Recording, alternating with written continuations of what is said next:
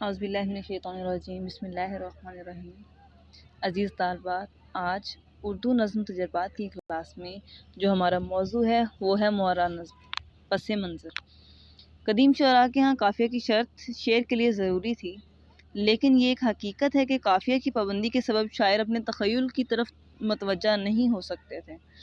الطاف حسین حالی کو بھی اندازہ تھا کہ قافیہ کی قید ادائی مطلب میں خلل انداز ہوتی ہے، چنانچہ اس احساس کے تحت 20ویں صدی میں ہمارے شعراء کے اندر قافیہ سے چھٹکارا پانے کا رجحان پیدا ہونے لگا۔ انگریزی ادب کی تدویج ہوئی تو معرہ یعنی بلا قافیہ نظموں کے نمونوں نے اس رجحان کو تقویت بخشی، چنانچہ اردو میں بھی معرہ نظمیں لکھی جانے لگیں۔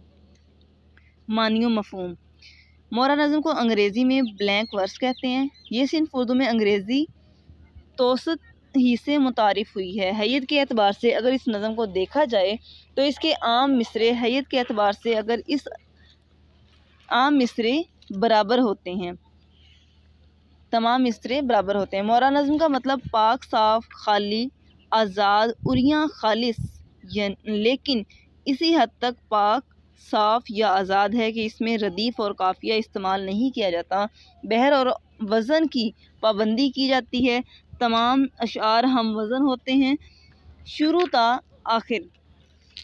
معرہ نظم میں ایک لڑکا، تنہائی میں، چڑیا کا بچہ، تاروں بھری رات۔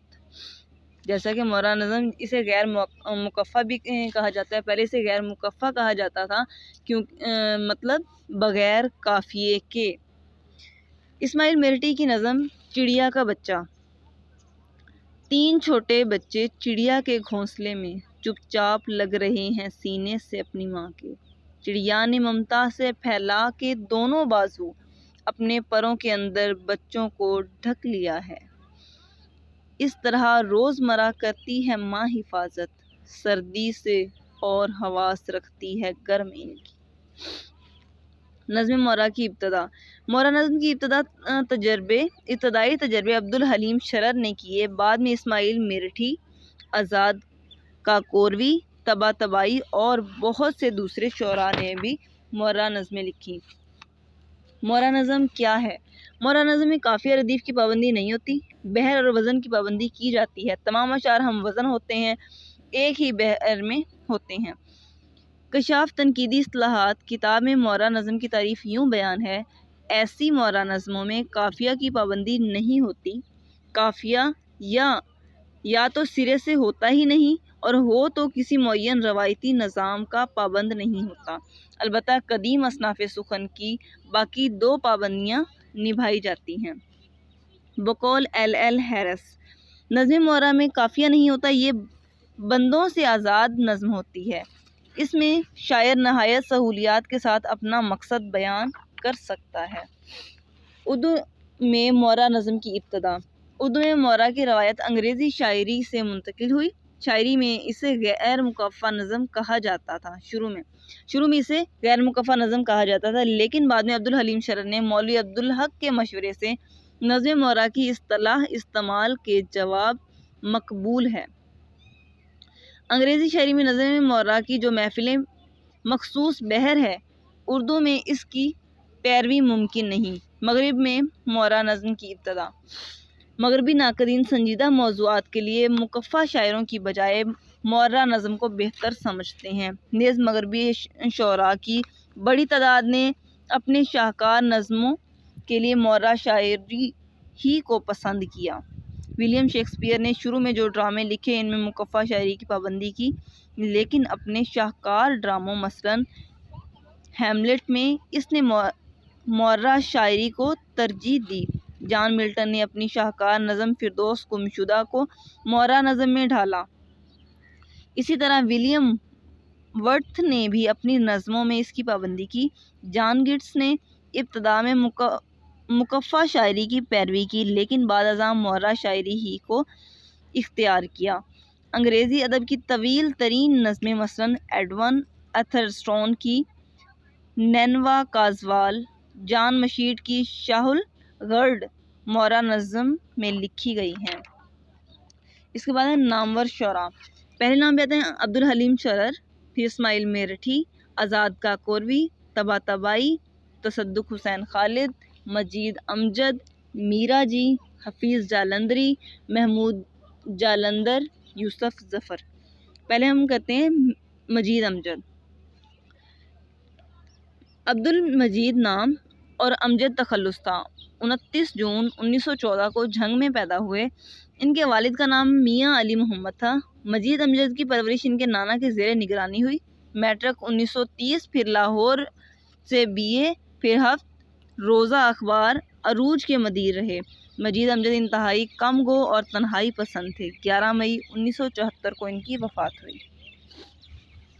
تصانیف: گداگر 1970، کنواں 1941، کہانی ایک ملک کی 1957، چھولوں کی پلٹن 1968، جلوس جہاں 1964، پنواڑی 1944، بارش 1962، اپنے دکھ یہی تھے 1970 میں شائع ہوا۔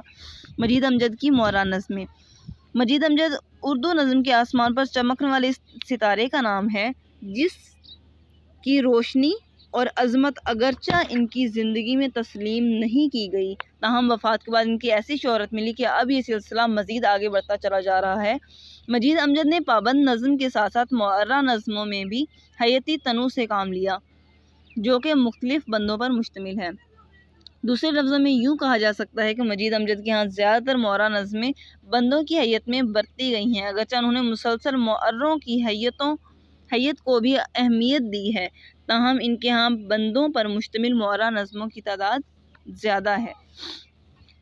میرا وجود میری زندگی کا بھید ہے، یہ ایک ہونٹ کے شعلے پہ برگ گل سے خراش، یہ ایک جسم کی کندن میں گدگدی سے گداز، یہ ایک رخ پہنچنے بازو میں کھیلتی لہر، ذرا قریب تو آ دیکھ تیرے سامنے ہے۔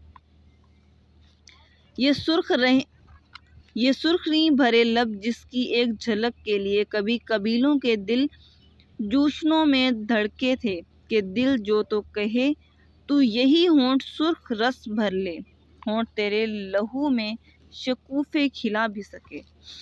افریشیا اور بے نشان دونوں نظموں میں مسلسل مصروں کی حیت کا استعمال کیا گیا ہے۔ ان میں عمل و ذکر مکمل طور پر مسلسل مصروں پر مشتمل معرہ نظم ہے، جبکہ آخر الذکر نظم مجموعی لحاظ سے مسلسل معرہ مصروں کی صورت میں تخلیق کی گئی ہے، لیکن آخری 4 مصرے الگ بند کی شکل میں لکھے گئے ہیں۔ دریا کے پانیوں سے بھری جھیل کے کنارے آئے ہیں، دور دور سے آفریشا کے پنچھی۔ یوسف ظفر۔ یوسف ظفر ان کا اصل نام شیخ محمد یوسف جبکہ قلمی نام یوسف ظفر سے مشہور تھے۔ یوسف ظفر صحافی، ڈرامہ نگار، ادیب اور شاعر تھے۔ اردو کے ممتاز شاعر جناب یوسف ظفر دسمبر 1914 کو مری میں پیدا ہوئے۔ آبائی وطن گوجرانوالا ہے۔ والد کا نام شیخ غلام رسول تھا۔ وفات 7 مارچ 1972 راولپنڈی میں ہوئی۔ جن کی تصانیف ہیں، ان کے شعری مجموعوں میں نوائے ساز، عشق پیما، حریم وطن، صدا با صحرا، زہر خند، زنداں۔ یوسف ظفر کی معرہ نظمیں۔ یوسف ظفر کی معرہ نظموں میں تسلسل، روانی، تحریک و توانائی ان کے طرۂ امتیاز ہے۔ بقول وزیر آغا، یوسف ظفر حرکت اور حرارت کی ایک مثال ہیں۔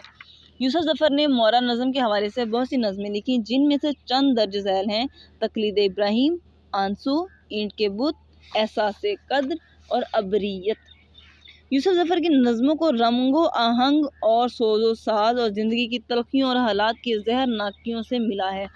ان کی نظموں میں ان کی زندگی اور ماحول کی جھلکیاں نظر آتی ہیں، مثلاً تقلید ابراہیم پیش کی جا سکتی ہے۔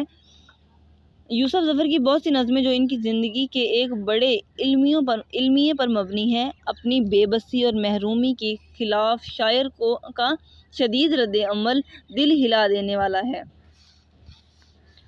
رات پھر کاٹی ہے امید نے آنکھوں میں میری، رات پھر جاگا ہوں تیری عبادت کے لیے، اے میرے نور نظر تیری خطا اس میں نہیں، میں ہی مجرم ہوں کہ افلاس کے دوزخ میں، میں نے اجداد کی تقلید گوارا کر لی، میں نے اس نار جہنم میں بلایا تجھ کو۔ اپنی حیات کی محرومیوں کے ساتھ ساتھ تمام انسانی زندگی کی تلخیوں کے خلاف بھی یوسف ظفر کا رد عمل ذات نوعیت کا ہوتا ہے۔ یوسف ظفر کی انفرادیت کا ذکر کرتے ہوئے پروفیسر وقار عظیم رقم طراز ہیں۔ بقول یوسف ظفر کے کلام میں ہر جگہ ایک انفرادیت نمایاں ہے اور یہ انفرادیت ان میں دو چیزوں نے پیدا کی ہے، خود اپنی زندگی کا تلخ خامیوں اور اس کے ماحول نے۔ یوسف ظفر کا یہ مخصوص منفرد جذباتی رد عمل ان کی نظموں کی تخلیقی توانائی، حرکت و حرارت کا باعث ہے اور اس نے اس کے اظہار کو انفرادیت عطا کی ہے۔ خارجی زندگی کی یہ ناآسودگی و محرومی شاعری کی داخلی قرب مسلسل اور آزاد فہم کا سبب بن جاتی ہے، اور یہ داخلی قرب و درد پوری شدت کے ساتھ ساتھ اشعار کی صورت میں ظہور پذیر ہوتا ہے اور دل کی گہرائیوں میں اتر جاتا ہے۔ بقول انور سدید، انہوں نے یوسف ظفر نے نظم کا خام مواد تو زندگی سے حاصل کیا، تاہم اسے داخل کی آنچ میں پوری طرح پاک جانے سے پہلے شعر کی پیکر میں نہیں ڈالا، چنانچہ وہ خارج کو ہی متحرک نہیں کرتے بلکہ اپنے داخل کی سلگتی ہوئی آنچ کو بھی قاری کے دل میں اتار دیتے ہیں۔ ٹوٹ کے دل کی امیدوں نے کیا ہے تعمیر، ایک بلوار کا شفاف محل آنکھوں میں۔ والسلام۔